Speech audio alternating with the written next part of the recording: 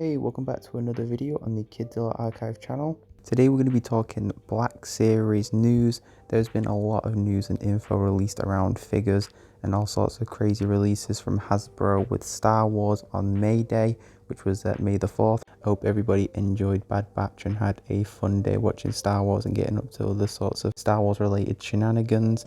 So yeah, it was a massive day for news in general with the Star Wars Black Series releases. It's actually kind of been kind of crazy recently with tons of different lines being dropped here and there, and it's hard to keep up with all the different news and information.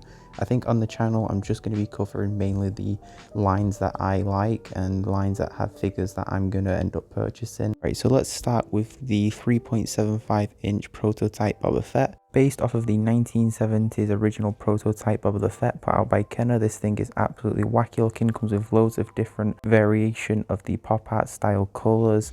I'm not sure if this is one I'll be getting. I'm not really into the 3.75 inch range, but this definitely stands out amongst the crowd as being one of the weirdest figures Hasbro has put out to date.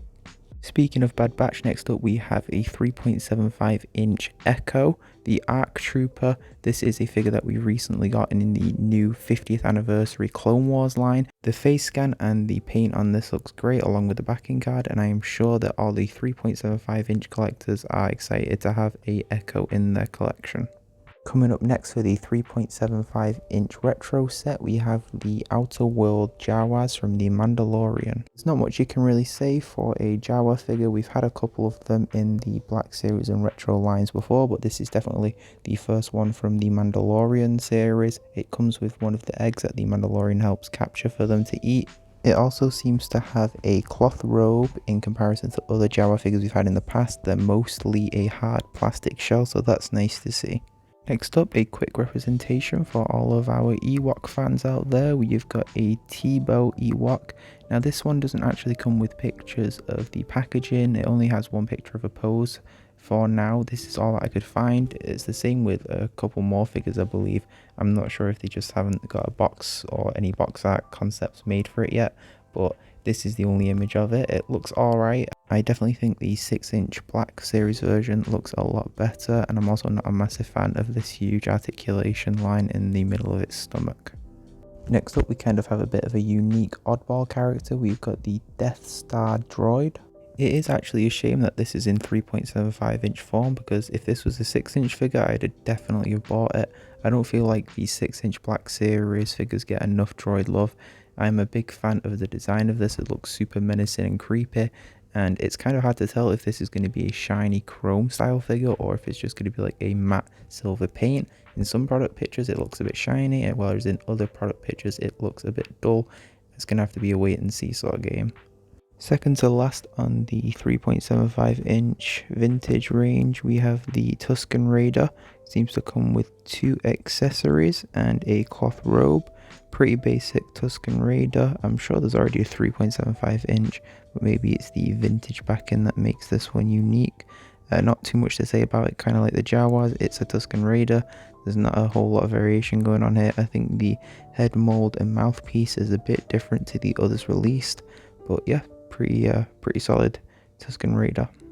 Alright, so last but most certainly not least, for the 3.75 inch vintage collection, we have the Return of the Jedi Endor Luke Skywalker. I don't know if it's me or not, but recently I've been seeing a lot of the Luke Skywalker Endor gear figures. I'm not sure if this is the first or second or third Endor Luke Skywalker in 3.75 inch, not being a collector and having an average knowledge of the 3.75 inch world. But yeah, this is most definitely a solid Luke Skywalker figure. Comes with his lightsaber and a pistol. I've always enjoyed the Endor Luke look, so yeah, definitely a great looking figure. Alright, so onto the 6-inch Black Series figures now. We've got 2 Gaming Great figures and 2 Bad Batch figures, along with a future Bad Batch figure announcement. Alright, so we're going to start off with the 2 figures I'm most interested in, and that is the Gaming Greats figures. I think everybody felt a little let down after this announcement, as a lot of people wanted to see the Star Killer figure that everybody's been waiting for from the Force Unleashed video game, which I'm currently playing through, by the way. Go check that out if you haven't seen it yet. These 2 figures that we did end up getting are great nonetheless, and they are actually the only 2 things I ended up buying from the whole drop. Both of these figures come from the recent hit Star Wars game Jedi: The Fallen Order. Personally, I wasn't a massive fan of the game, but these two figures are definitely cool. Starting off here with the Flame Trooper. Now this kind of looks like a figure I recently bought, which is the Hoth Snow Trooper. It's got the white mask, but there is some unique detailing to it which made me want to get it, along with the massive flamethrower. This is a game that I played through, so the character is recognizable, and yeah, just overall I'm a big fan of this white look and the white cloth executioner style mask. Alright, so the last villain that we've got from our Gaming Great 6-inch Black series is the Night Brother Warrior, not to be mistaken with Darth Maul's brother, Savage Oppressor. I saw a lot of comments when images of this thing first dropped online, with a lot of people saying that it was Darth Maul's brother and how it didn't look quite like Darth Maul, but it definitely was him. And no, this is actually just one of the standard enemy types from the game. It is, however, the same race as Darth Maul and his brother, if that is any consolation to all the confusion. But yeah, this is 100% my favorite figure out of this entire drop. I love the yellow shirtless look with the black skin tattoos or whatever it is, markings. He also comes with a super cool club with some like a bladed end. Yeah, really awesome, dope figure. Alright, so onto our Bad Batch figures. So the first figure that we've got is a character that actually hasn't been introduced in the show yet. As we're recording this, only one episode has been released, and yet they've still got a figure out for this, which has left a lot of people confused and annoyed. This is Vice Admiral Rampart. He's quite a standard looking uniformed officer. Again, not much is known about the actual character. He does come with a really cool accessory, which I've already seen a lot of people saying that they bought him just for this reason. He comes with one of the little mouse bot droid things, and yeah, that's pretty much all I've got to say about this. Hopefully he's a much more relevant character. Well, I mean, he's got to be getting his own figure. Alright, so the second and final Bad Batch figure we're getting in this set is the Shock Trooper, the Shock Clone Trooper I should say. This only has one image, quite like the Tebow figure that we showed earlier on.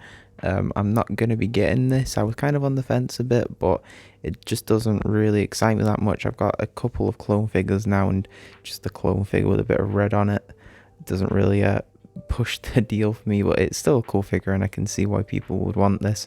This definitely seems to be one of the more popular figures out of the set. I mean, the painting and the sculpting and just the body shape and the overall look of the figure is obviously really well done. It's just it's not for me. There was also an announcement for a future figure for the character of Omega, and that was it. It was just a quick announcement with a picture from the episode and a confirmation that one day, sometime in the future, we will be getting an Omega figure from Bad Batch. So that's pretty cool. I think it's the first child in the 6-inch line. So the final thing to cover from the Star Wars Day drop is the Death Watch Mandalorian helmet. Now, I'm not a helmet collector, purely just based on the fact that I don't have the funds to support that hobby. I definitely think that these things are amazing. Obviously, they're so well crafted and there's such a high attention to detail that goes into these things, which warrants the £100+ price tag. This is a very sleek design. This is definitely one of my favorite helmets of all time, and I've seen all of them be released and reviews on them. This thing just looks really nice, really clean, really well done. And I'm a big fan of the Death Watch and the backstory to them. So yeah, definitely envious to all of the helmet collectors who will be adding this to their collection. And that is it for the Star Wars Day drop. So a bunch of figures, got some retro 3.75s, a couple of 6-inch Black Series figures, and a helmet.